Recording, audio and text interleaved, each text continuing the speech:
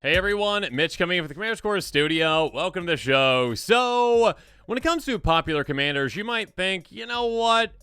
Those have been done before, right? Everyone knows how that deck's gonna play out. But if you're like me and you like to have unique decks that surprise the table, this can be exactly what you need. I'm gonna give you the guide to some of the most popular commanders out there and how to build a unique deck around them. Let's jump into it. First up, the Dragon. You might think dragons, and yeah, that's pretty fair. I mean, the Dragon is like the quintessential tribal commander, and it is all about dragons. But we can do it differently. A 10/10 dragon avatar for 9 mana in Wooburg Eminence. As long as instant commands are on the battlefield, other dragon tells you cast cost once to cast flying. Whenever one or more dragons you control attack, draw that many cards, and may put a permanent card from your hand on the battlefield. So, obviously, this lends itself to, well, dragon tribal. That's just what it does. That being said, another direction you can take it is changelings, because changelings are every single creature type, yes, including dragons. So, Masquerade Nexus is the perfect card for this deck. Artifact for 4. You can pay 3 and tap and make a 2/2 dragon. I mean, it's a 2/2 shapeshifter or changeling, but basically a dragon if you want that. And creatures you control are every creature type. The same is true for creature spells you control and creature spell cards you own that are in the battlefield. Basically, everything is a dragon here, there, and everywhere, meaning, well, you get all the benefits. You get that cost reduction for every single creature in your deck because they're all dragons. You also get to, well, I mean, attack with a lot of creatures, no matter what they are, they're all dragons, and draw a ton of cards and cheat something into play. Next up, Mere Entity is a way to do that while it's on the battlefield, essentially. A 1/1 shapeshift for 3 mana changeling, pay X until end of turn. Everything is an XX with changeling, essentially, so they're all dragons. So again, take advantage of that attack trigger. Next up, Drogskull Captain. Again, by making this into a changeling deck, you can take advantage of like changeling tribal lord type effects. A 2/2 spirit soldier with flying. Other spirit creature control get +1 and have hexproof.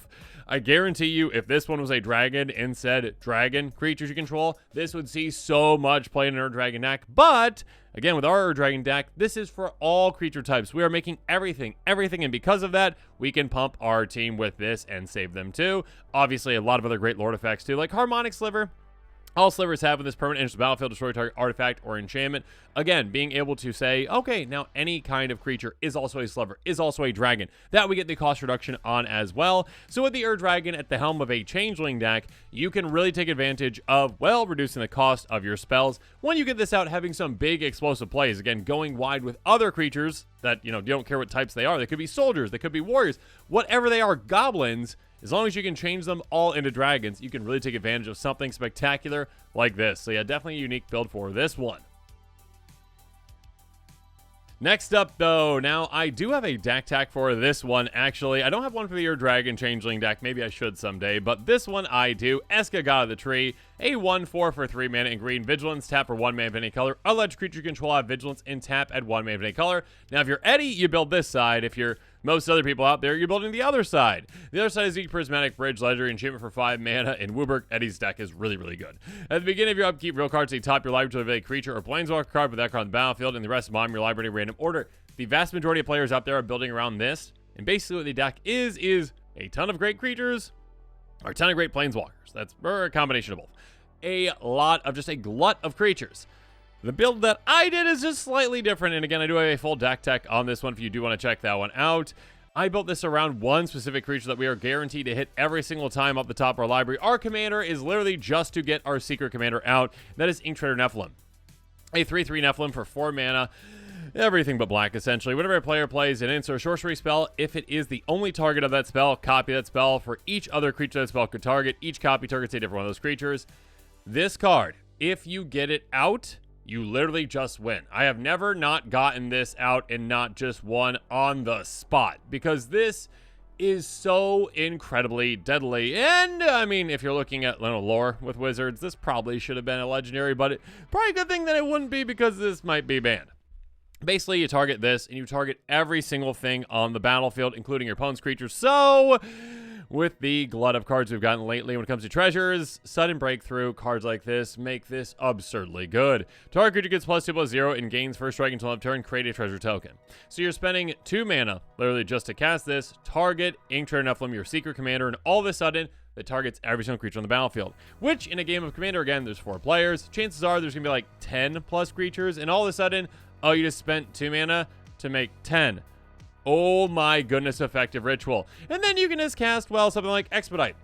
For 1 mana, target creature gains haste till turn, draw a card. So you target your commander, secret commander. It targets everything. You draw, again, say 10 cards for 1 mana. Ancestral Recall, eat your heart out.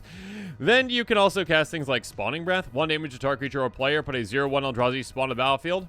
Yeah, so all of a sudden you're just like, okay, I hit that creature for 1, which is my Inktrader. Everything is hit for 1 then, and I basically doubled the number of creatures on the board. So it doubles up my targets for things like Expedite or Sudden Breakthrough. Yeah, you can see where this is going. Again, just basically being able to churn through your deck in absolutely no time. You also have ways to gain control of every single creature on the board. You got ways to just win on the spot, essentially. Yeah, this is a crazy, crazy, crazy good card, and that's why it's not a commander, I guess, at this point. But again, with your Prismatic Bridge, you can make it into a secret commander. Make sure you check that deck tech out. Moving on, we've got Go-Shintai of Life's Origin, and yeah, I've got a deck tech on this one as well if you want to check that one out. Most of the people out there are building this like, shrines. That makes sense, right? 3/4 legendary champion creature shrine for 4 mana in green, but is a Wooburg commander because it has Wooburg tap, return target enchantment card from your graveyard to the battlefield. Most people, though, care about this part. Whenever it or another non-token shrine enters the battlefield you control, create a 1/1 colorless shrine enchantment creature token. That's fine. That's exciting. That's a really cool build. That being said, that's not what we care about. What we care about is, well, cheating a certain enchantment into play, because that first ability can be very, very good. 5 mana to cheat something out of our graveyard, that's absolutely huge. And that card is Omniscience. Omniscience is an enchantment for 10 mana in total. 7 blue, blue, blue. Yeah, that's quite the mana cost. You may cast online cards from your hand without paying their mana cost. That is absolutely massive. Basically, everything is free. And when everything is free, you can do some very broken things. Now, to set yourself up, of course, you need some way to do that. I mean, Lively Dirge can be a great way to do that. Sorcery for 2 mana and black. Spree, pay 1 extra mana, though. Search your life for a card, put in your graveyard, then shuffle. Plenty of their cards can do something like this. Basically like an Entomb effect. Get this into your graveyard all of a sudden, and then Omniscience, yeah, you can get that out right away if you need to. When you do so, then you can just churn through your deck by casting everything you have, essentially. Inspired Ultimatum is a great example, though. Target player gains 5 life, deals 5 damage to any target, then you draw 5 cards. Yeah, draw 5 cards is the key right there. Being able to just cast spell after spell after spell, digging further and further and further in your deck to draw more and more cards, that draw more and more cards, that cast more and more things. Again, all for free. Maybe you can deal damage like this. You've got copy spells. You've got ways to reshuffle your library. You've got ways to get certain things back. You've got some infinite combos in there too. But yeah, Omniscience, absolutely crazy card. And when you build it around Go-Shintai, no one expects it because most players are like, where's the shrines? Wait, where are the shrines? And all of a sudden, it is too late for them. So yeah, make sure you check that deck tech out. Next up, yet another deck tech for you to check out on my Atla Palani build. Atla Palani Nest enters a 2/3 human shaman for 4 mana in Naya. Pay 2 tap, create a 0/1 green egg creature token with defender. Whenever an egg you control dies, reveal card to the top of your library to reveal a creature card. With that card on the battlefield, the rest of your library in random order. Yeah, this can get pretty crazy pretty quickly. What we're going to be doing is we're going to be doing some absolutely insane things that have nothing to do with, well, just miscellaneous creatures off the top of our library or dinosaurs or those things, because what we're going to be doing is we're going to be just winning the game. Because we're going to be revealing into Sarah Avatar. Soul of Eternity is one we can do as well, but yeah, Sarah Avatar is fantastic. Power and toughness each equal to our life total. Put in a graveyard from anywhere, shuffle into its owner's library. So we can get this again and again and again, just by getting some eggs out and then losing those eggs, essentially, and then getting this out again. And by that happening again, we've got a glut of power that we just get out all of a sudden again. Can easily be a 40-40 right when we get it out, essentially. And then we can fling it. Yeah, we can just chuck it at an opponent's face. This is a 2-minute spell. Sacrifice a creature. Again, shuffles back into our library. Lovely. Deals damage equal sacrifice creature's power to target creature or player. All of a sudden, again, we just crack an egg, get Sarah Avatar in play, crack Sarah Avatar. All of a sudden, that player is gone. Whatever player we want gone, it is a one-shot fling effect. We also, again, maybe someone's got more life than us. Oh, no. Predator's Report. Choose target creature control. You gain life, you let creature's power plus its toughness. Yeah, let's gain 40 plus another 40. Let's just triple our life total essentially in a way, right? Because again, we are going to be just gaining an absurd amount of life with that, and then we can fling it, or then we can swing with it, or we can just War Storm Surge with it. Whenever a creature in his battlefield control deals damage, yield its power to any target. So another way to basically be like, oh, okay, I cracked my egg. Right when it comes into play, don't have to fling it. I'm just like, oh, 40 damage to your face. You're gone. Or Footfall Creator, a great turn 1 play. Enchant land. Enchant land has tap. Target creature gains trample and haste till end of turn. So again, being able to just swing out of nowhere. Again, we crack one egg. We swing out of nowhere the Sarah Avatar that is trampling. That's going to be able to take a player out again, especially if we can gain some life in the process to pump its power. So yeah, Sarah Avatar, Fling shenanigans, Atla Palani. Not what you typically see with an Atla Palani deck, but a very spicy build indeed. Make sure you check out that deck tech. Okay, next up, another deck tech that I do have as well for you to check out. My Lazy Pants deck, Pantlaza Sun Favorite, a 4/4 dinosaur for 5 mana in Naya. Yet another commander in Naya that's like most players like dinosaurs, and that's great, but I'm not like dinosaurs with this. Whenever it or another dinosaur enters the battlefield under your control, you may discover X, or X is that creature's toughness. Do this only once each turn. And again, discover basically means cascade, but like at the same value too. So, being able to reel up the top of your library, hit something, and then cast it that costs that same mana value or less, which of course is 4. And with this deck, well, we only have one card that costs 4 or less, and that is Reality Scramble. Sorcery for 4 mana. Put target permanent you own on the bottom of your library. Reveal card to the top of your library until reveal a card that shares a card type with that permanent. Put that card on the battlefield and the rest of the bottom of your library in a random order. And we can retrace this to cast it again. And keep that in mind. That can be absolutely huge because what we're going to be doing is we're going to be Reality Scrambling our commander. So by doing so, we reveal at the top of our library until we hit something that is a creature. And the only creature in our deck is Blightsteel Colossus. Blightsteel Colossus is an 11/11 golem with trample and infect. It's indestructible, costs 12. But again, we're just cheating this into play with Reality Scramble. Also, if it's been in the graveyard, we shuffle it, kind of like Sarah Avatar as well. Essentially, though, say one-shot KO on anyone because of that infect. Again, 10 poison counters does it. So just getting this into play can be a game-ending strategy. If this is ever dealt with again, shuffles back into our library, we can retrace our Reality Scramble, but most times it's just, oh, you're inevitably dead, you're inevitably dead, you're inevitably dead as well. Next up, Remote Farm, though. This is a card that might seem very simple, might seem very effective, but yes, it is a great land for this deck.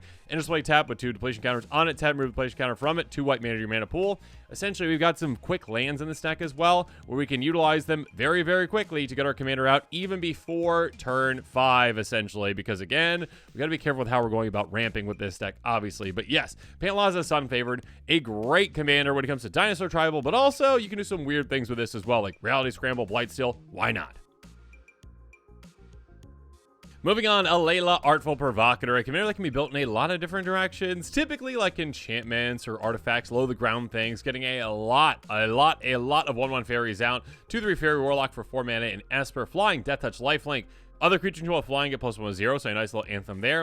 On top of that, though, whenever you cast an artifact or enchantment spell, create a 1/1 blue fairy creature token with flying. Now, again, most players out there are building around this. You know, get a lot of creatures out, cast a lot of things, all of a sudden swing. Like, I've got like an enchantment version that's like all anthems essentially, and that is pretty effective. Obviously, it's a lot of fun, but another version of this deck could be, how about vehicles? Katori Pilot Prodigy, a 2/4 Moonfolk pilot that costs 3 mana in Azorius. Vehicles you control have crew 2. Again, the fairies that we create are 1/1s, but they get +1/0 because they have flying, right? Thanks to our commander. So they can now pilot anything. If we have comedy, return to our artifact creature control gains lifelink and vigilance on turn. That's also quite nice as well. So a lot of great vehicles out there to be used with this commander. And again, every single time we cast one of them, we are getting another pilot essentially.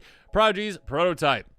Whenever one of our vehicles you control attack, create a 1/1 pilot, and they can also make pilots themselves that can crew as if they're powered 2 or greater. This has crew 2. So again, being able to play these, it's a good way to, well, flood the board with our fairies essentially, but also have an army of vehicles in the waiting. Vehicles are great because they can avoid most board wipes. Again, like a Wrath of God typically is sorcery speed, destroys all creatures, but if our vehicles are not creatures at the time, we are fine. Next up, Aeronaut Admiral, vehicles you control have flying. That's just great for this because, again, with our commander, essentially, we say, you know what? Now our vehicles get that little bump as well. They're evasive, and they also get that +1/0, which is huge. Next up, Parhelion 2. Speaking of flyers, 5/5, flying first strike, vigilance. Nice, already gets the pump there. On top of that, when it attacks, create 2/4/4 white angel creature tokens with flying and vigilance that are attacking. yeah, they're going to get the pump as well. And again, they're great crews for us too. So again, although Alela, you might think it's been built in every which way, you might not have seen a vehicles deck around Alela, and it can be quite the fun one as well. Next up, how about Urtet, Remnant of Memnarch? Now, Urtet, for all the Mirror players out there, Mirror players have been waiting for a tribal commander for them. They finally got one, but we can build it in different ways as well. A 2/2 legendary artifact creature Mirror for 3 mana. Whenever you cast a Mirror spell, create a 1/1 colorless Mirror artifact creature token. Beginning of combat your turn, untap each Mirror you control, pay Wooburg, and tap. 3 counters on each Mirror you control, activate on your turn. So essentially with this, yeah, kind of like the Ur Dragon, this can be a really cool changeling tribal lord commander. Absolutely. You get Masquerade Nexus out and play, and all of a sudden, any spell that you cast that's a creature is now a mirror as well. You get an extra mirror into play, which is, again, every single creature type. Mirror entity, of course, works well with this as well. And it does give you that mirror too when it comes into play. Pay X until end turn. Creature control base power of XX. Gain all creature types. Again, what we care about is just literally you can pay 1 into this probably, or actually if you have an Anthem in play for everything, just pay 0, and essentially give all your creatures all creature types. Then you can use crazy things like Mirror Galvanizer. Absolutely. Untap each other mirror you control. Being able to tap and untap certain things, you can do some absolutely crazy things with this. If you clone it, congratulations, you're untapping every single one of your creatures again and again and again, especially if you have a Mandork, say. But also like Seagate Loremaster, a Merfolk Wizard Alley that taps for drawing a card for every single ally you control. All of a sudden, again, this taps for every single creature you have, and every single time you cast one of your things with Masquerade Nexus, again, you are getting more and more mirror in plays, which are more and more allies, which are more and more everything's essentially, right? Then we've got a Zombie Lady of Scrolls again when it comes to drawing. My goodness, tap and untap Wizard you control, draw a card. Catilda Dawnheart Prime. Humans you control have tap at 1 mana of any of this creature's colors. So yeah, being able to just tap all of our creatures for all the mana, absolutely huge. Being able to utilize a commander like this, which has an amazing ability, again, being able to get counters on creatures is great, but also, beginning of combat your turn, untap each mirror you control, doing like a Lord's Tribal tapping with, yeah, all these different kinds of Lords and Masquerade Nexus and Mirror Entity can be a very spicy, fun build that is going to surprise your opponents because they're going to be expecting Mirror and you are not going in that direction. Next up, this one I do have a deck tech for it as well, and my goodness, is this just a little off the wall? Sisay Weatherlight Captain, 2/2 Human Soldier for 3 mana in white, ++1 for each color among other legendary permanents you control. Yeah, that can get quite large. On top of that, though, by paying Wooburg, search your library for a legendary permanent card with converted mana cost less than its power. Put that card on the battlefield, then shove your library. There are a lot of decks built around Sisay, and they are mostly just like all legends, like cool, like lots of spicy legends. You can tutor out other legends. It's absolutely great. That being said, this deck is built around one legendary permanent that we really want to get into play, and that is Lich's Mastery. A janky, awful, amazing card. Legendary chain with Hexproof that costs 6 mana in black, but again, we can just tutor it and play with our commander. You can't lose the game. Yep. Says that. It's also hexproof. Whenever you gain life, draw that many cards. Absolutely amazing. No downsides to this, right? Whenever you lose life for each 1 life you lost, exile a permanent you control, or a card you have from your graveyard or hand. When it leaves the battlefield, you lose the game. Oh, just a little bit of downsides right there. That being said, the way that this deck is built, when we get this out, we are ready to just go ham and win with some very janky cards like Confessor, which sees absolutely no play in Commander at all. I mean, look it up on EDH Rec. A 1/1 Human Cleric, I believe it's human, for a single white mana. Whenever a player discards a card from their hand, you may gain 1 life. Might seem like an innocuous card, one that has no purpose ever, but it's an amazing card with this deck because, again, Lich's Mastery says whenever you gain life, draw that many cards. So if someone, maybe us, were to discard a card, we gain life. Absolutely amazing. Absolutely fantastic. How about Heal the Pride, though, too? Another creature is battlefield control, you gain 2 life. Where are we going with this? Why do we care about gaining life? Well, we care about gaining life to draw cards, but we also have some engines for us as well. Like one of my favorite cards of all time, Zombie Infestation. Discard 2 cards, make a 2/2 zombie. So all of a sudden, we are discarding cards. We're getting, you know, a Confessor life gain. We're getting the Heal the Pride life gain. We're drawing cards. Again, with Heal the Pride, it's just basically like, okay, gain 2 life, discard. Draw 2 cards, discard, discard, discard. All of a sudden just churning and burning and making a massive zombie army out of absolutely nowhere. Yeah, this can be a lot of fun. When it comes to setting yourself up again, you can use a lot of legends, or you can just go like a Black Blade Reforge, essentially, you know, ++1 for each land you control. So that's going to be great. But yes, you can take this commander, of course, in like all legends, and that's a lot of fun as well. Or you can build around one specific legendary permanent like Lich's Mastery, which is so weird, so off the wall, and do some crazy things with some crazy old terrible cards. Next up, we've got the First Sliver, and this is not the first commander that I'm telling you that I have a deck tech built around that is, yeah, quite out there. Again, most people think First Sliver. Okay, it's gotta be Slivers, right? Wrong. 7/7 Sliver for 5 mana in Wooburg Cascade. Sliver spells you cast have Cascade. The only thing we literally care about is that this is a 5 mana card that just has Cascade and it's in Wooburg. That's what we care about. Again, by cascading, we're revealing until we hit something, and then we do some spicy, crazy things. With this, we can do, and this one's a bit weird, Tybalt's Trickery. Tybalt's Trickery is an instant for 2 mana in red. Counter target spell, choose 1, 2, or 3 at random. Its controller mills that many cards and exiles cards to the top of their library until they exile a non-land card with different name than that spell. They may cast that card with paying its mana cost. Put the exile cards at the bottom of the library in a random order. This is one of the weirdest situations you will ever see in Magic, where you literally cast your commander so that you can counter your commander. Yep, literally what you're doing. You cast your commander, you cascade, and that cascade goes off first on the cast, so you then get Tybalt's Trickery and counter the First Sliver while it's on the stack so that you can reveal off the top of your library until you hit the only other card in this stack, which is Blightsteel Colossus again, of course. Now you can just whatever, thing you want to win the game with, that thing. But Blightsteel Colossus, that works. 11/11, Trample Infect, Indestructible. You could go with some of the epic spells too as well, actually, if you're really going to go in that direction too. But yeah, Blightsteel, that'll do it for you. And when it comes to, well, getting the First Sliver out, of course you need to, fix your mana. There's plenty of ways to do that, obviously. But you could even use like a really bad land like Crumbling Vestige. Again, if you're using like 97 lands in the deck, you're going to be fine. Enters battlefield tap, enters battlefield at 1 of any color, taps for colors. It can guarantee that you actually have the color that you need on the turn that you need it. So yeah, First Sliver, again, can utilize some really janky, weird plays, like kind of like Pantlaza, essentially, where it's like, oh yeah, I got 97 lands. I'm doing crazy things with this. All of a sudden, coming out of nowhere, casting a giant epic spell, casting Blightsteel Colossus, however you need to win with it, do it outside of Slivers. And finally, my Morophon Monuments deck. And yeah, I've got a deck tech for this one as well. Morophon, the Boundless 6/6 Shapeshifter for 7 mana changeling. It enters the battlefield, features a creature type. That's going to be dependent this time. Most times people are like, okay, I built Tribal Starfish or whatever you built essentially around this. I'm utilizing it as just a catch-all for Tribal. That being said, with this one, it's like, okay, you know what? We're going to be dependent on exactly what we need, and we'll talk about that here in a second. Anyway, spells you cast, the chosen type costs Wooburg less to cast. Only affects the amount of colored mana you pay. Other creatures chosen type get +1/+1. What matters here is that cost reduction for whatever we are casting. And again, it is situational what creature type we choose, because it very well might be Drake, like Shrieking Drake, a 1/1 flying Drake for a single blue mana. Enters the battlefield, return a creature control back to its owner's hand. Here's the thing, that can be itself. So we literally play Morophon, and all of a sudden, we can cast this an infinite number of times. Rules layers out there, not infinite, a trillion, whatever. Being able to cast this as many times as we need to, getting whatever ETBs, LTBs we are getting. Yeah, all we need to do is just keep recasting this as many times as we want. Horn Kavu, another example. Comes into play, return a red or green creature control back to its owner's hand. So we choose Kavu with our commander. This costs red and green less to play. We play for free. It's a red or green creature. We bounce it back to our hand again, again, again. Even Fleetfoot Panther we can utilize for a single generic mana, though we do have some cost reducers as well. We'll talk about here in a little bit for that generic part. Cast it at flash speed if you want to. Enters the battlefield, return a green or white creature back to its owner's hand. So we've got plenty of these bounce creatures, again, that we just choose whatever creature type we need with our commander when we need it. Hazoret's Monument, I guess, Romus's Monument would be an example of one that reduces the Fleet Feather, but Hazoret's Monument's a great example for what we can do with our cast triggers. Red creature spells you cast cost 1 to cast. Whenever you catch a creature spell, you may discard a card if you do draw a card.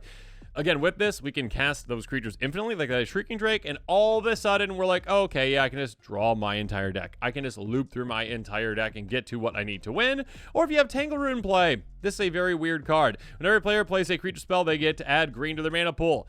Awesome. Yes, it helps our opponents, but it's really going to help us because we have infinite green mana. So do keep that in mind. That also works with that that Fleetfoot Panther. There we go. Then we also have Impact Tremors, of course, other ways to win as well. But yeah, whenever a creature is about to control, 1 damage each opponent. So yeah, infinitely casting a Shrieking Drake or whatever else will do that for you. So again, most more fun decks out there, and what players expect, like, oh, it's a tribal deck. Yeah, okay.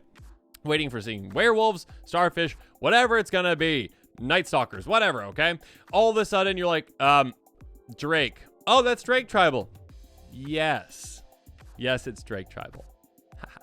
Yeah, so Morophon Monuments is a lot of fun. Make sure you check that deck list out as well. But now this episode is coming to a close. Again, make sure you check out those episodes, essentially. There are a lot of fun. There's a lot of unique ways that you can build. Even the most popular commanders out there that you think are solved, you can be that one player that brings the deck to the table that no one is expecting. Again, some of these commanders can be ones that players just like roll their eyes at, like, I've seen the Dragon so many times. Okay, dragons. And all of a sudden you make into a changeling deck. Players are interested in playing against that. Not that players aren't interested in playing against the dragon deck, but they're going to be like, oh, I did not see that coming. Oh my goodness. So yeah, make sure you check those decks out. And of course, as always, thanks again and have a good one.